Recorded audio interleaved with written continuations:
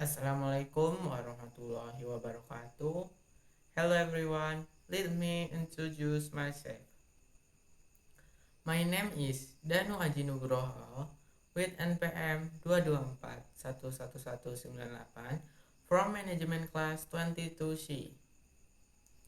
On this occasion, I will explain about memahami struktur dan keadilan kompensasi. Apa sih kompensasi?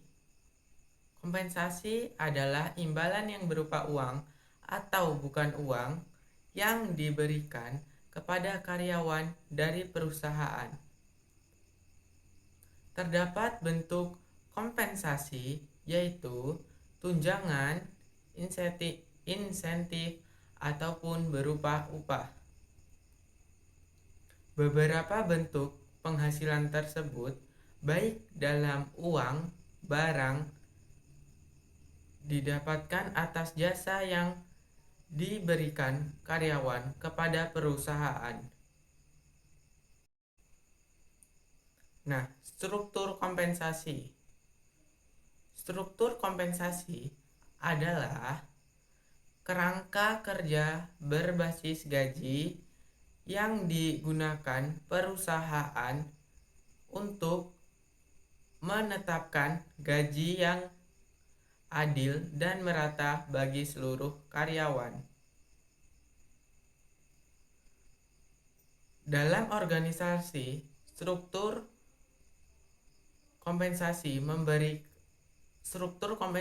memberikan pedoman yang jelas bagi bisnis untuk menetapkan tingkat gaji awal, mengelola kenaikan gaji, dan mendistribusikan bonus.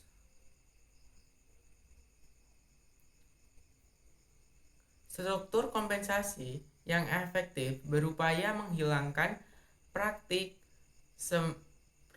pembayaran berdasarkan faktor-faktor yang tidak adil, seperti riwayat gaji di masa lalu dan negosiasi yang tidak efektif, serta berdasarkan bias yang melekat seperti gender atau ras. Struktur kompensasi. Struktur kompensasi bisa bermacam-macam bentuknya, bergantung pada kebutuhan organisasi. Berikut beberapa jenis struktur kompensasi yang umum. Meliputi yang pertama ada struktur pita lebar. Struktur broadband adalah gaya kompensasi lama yang masih digunakan beberapa perusahaan. Dalam struktur broadband, perusahaan menetapkan rentang pembayaran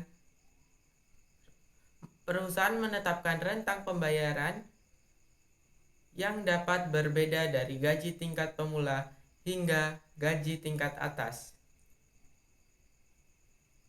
Banyak perusahaan menggunakan struktur broadband untuk mendukung karyawan yang mungkin tetap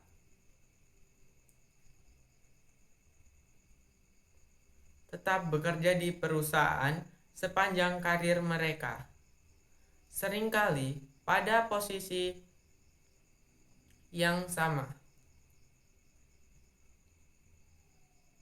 Yang kedua yaitu struktur langkah.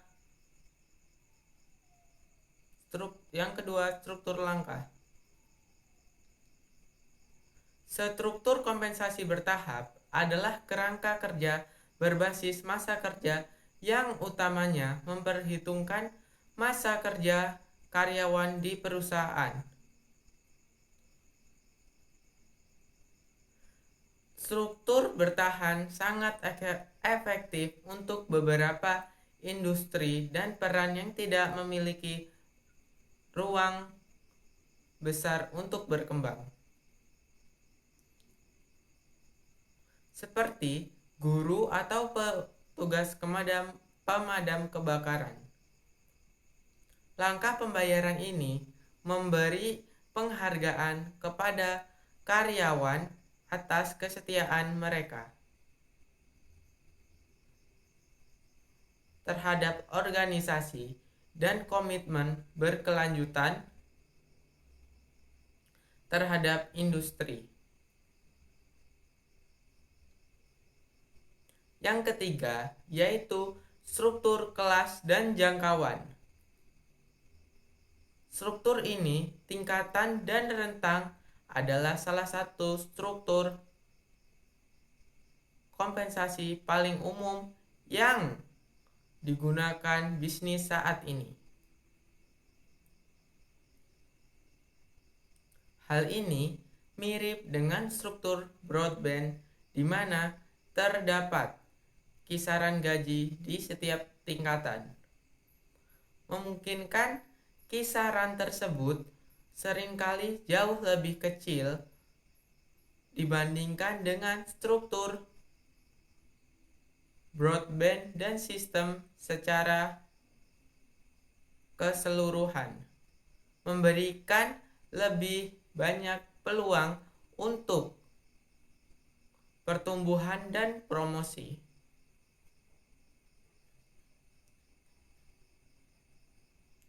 Biasanya, struktur tingkatan dan rentang menggabungkan masa kerja dan kinerja ketika memindahkan karyawan dari satu tingkatan ke tingkatan yang lainnya.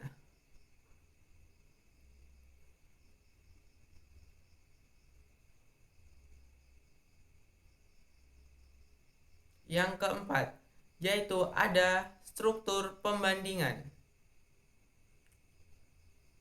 Struktur kompensasi yang satu ini, benchmarking, tergantung pada riset pasar dan data untuk menetapkan gaji yang diperoleh kompetitif untuk peran tertentu.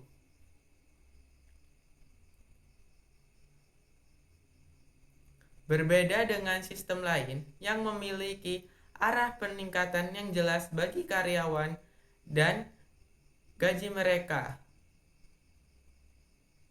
Struktur benchmarking lebih bergantung pada data dan dapat berubah dari tahun ke tahun. Struktur benchmarking sangat berguna bagi perusahaan atau peran yang sangat kompetitif atau menantang untuk direkrut. Faktor apa saja yang menentukan struktur kompensasi? Sejumlah faktor dapat mempengaruhi struktur kompensasi yang dipilih perusahaan. Beberapa elemen yang paling umum yang dipertimbangkan oleh bisnis saat ini menetapkan struktur gaji, meliputi yang pertama serikat pekerja dan hak berunding bersama. Salah satu faktor yang dapat mempengaruhi struktur kompensasi beberapa organisasi adalah apakah karyawan tergabung dalam serikat pekerja dan memiliki hak tawar-menawar bersama atau tidak. Beberapa perusahaan harus mempertimbangkan kontrak yang disepakati selama sesi perundingan bersama untuk menginformasikan struktur kompensasi mereka secara keseluruhan dan langkah-langkah rentang atau tingkatan di dalamnya.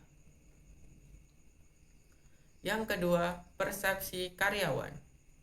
Persepsi karyawan dapat mempengaruhi keseluruhan struktur kompensasi yang dipilih perusahaan.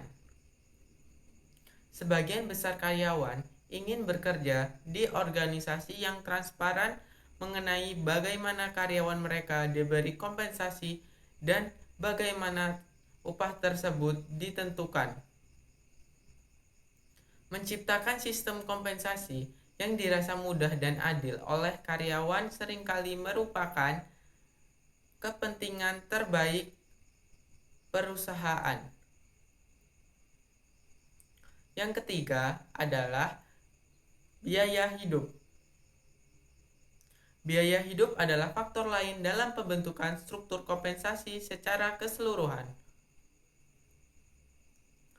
Beberapa daerah, khususnya kota-kota besar, mungkin mengalami kenaikan biaya hidup yang lebih tinggi dari rata-rata dibandingkan daerah pinggiran kota atau pedesaan di suatu negara.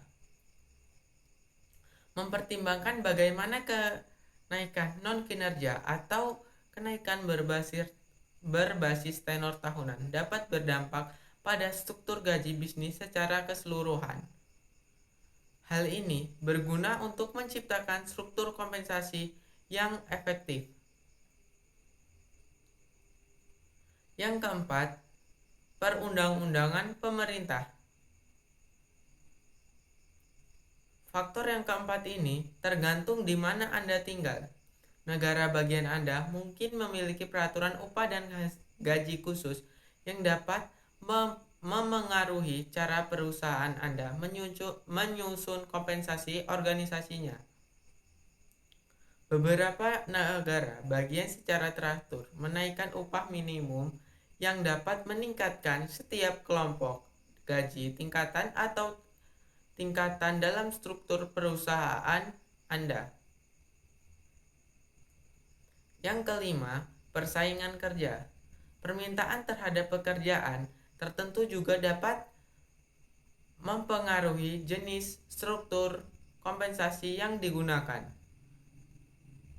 Misalnya, jika sebuah rumah sakit membutuhkan sejumlah ahli bedah yang berpendidikan tinggi, terlatih, dan berpengalaman, untuk stafnya kemungkinan besar mereka akan menggunakan sistem benchmarking untuk memastikan bahwa mereka membayar cukup untuk menarik jenis ahli bedah tertentu yang mereka butuhkan.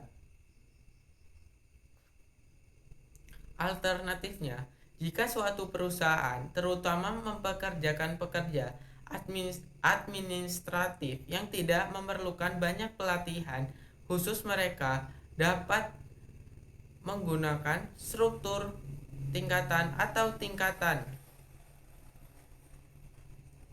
Yang keenam, yaitu industri. Beberapa industri secara kategoris menggunakan jenis struktur kompensasi yang sama. Sementara industri lainnya berbeda dari satu perusahaan ke perusahaan lainnya. Di sektor publik, sangat umum menggunakan kerangka kompensasi bertahap atau tingkatan. Misalnya, militer menilai semua pegawai aktif membayar mereka dengan jumlah yang sama per tingkatan dan pangkat, apapun jenis pekerjaannya. Banyak perusahaan sektor swasta menggunakan sistem independen untuk mengevaluasi skema gaji mereka secara keseluruhan. Beberapa perusahaan, seperti perusahaan yang memiliki karyawan lama, mungkin mengandalkan sistem broadband, sementara perusahaan lain, terutama perusahaan baru, mungkin menggunakan sistem benchmarking. Yang terakhir dari struktur kompensasi adalah potensi pertumbuhan. Potensi pertumbuhan perusahaan secara keseluruhan juga dapat memengaruhi cara mereka memilih struktur gaji organisasinya. Bagi perusahaan yang mengantisipasi pertumbuhan dan ekspansi yang serius, penting untuk mempertimbangkan potensi tersebut ketika menyusun struktur kompensasi. Baik, itu saja yang bisa saya sampaikan mengenai kompensasi. Saya akhiri. Wassalamualaikum warahmatullahi wabarakatuh.